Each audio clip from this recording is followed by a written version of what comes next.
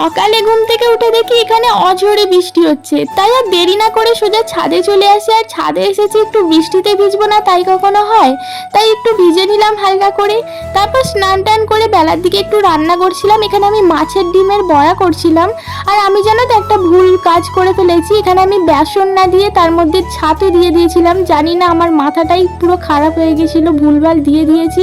এটার কারণে কিন্তু খাবারটা খারাপ হয়নি, ভালোই খেতে লাগছিল। তারপর আমি বিকালের দিকে ছাদে চলে এসেছিলাম। আমার এখানে অনেক আগাছা হয়েছিল, সেগুলি উপড়াতে গিয়ে আর আমি ভুল করে ড্রাগন ফলের ছোট্ট চারা গাছটা উপড়ে ফেলেছি। যাই হোক, ওটা বাদ দিয়ে আমি ঘাসগুলো ছেঁড়ার চেষ্টা করছি। এগুলো এত শক্ত হয়ে গেছে যে কি বলবো। তারপর ঘাসটা ছিঁড়ে আমি নিচে চলে এসেছিলাম।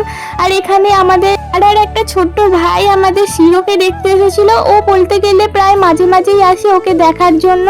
আর দেখো কেমন কোলে করে নিয়ে বসে আছে। যাই হোক, আজকের ভিডিওটা এই পর্যন্তই, দেখা হবে নেক্সট ভিডিওয়। বাই।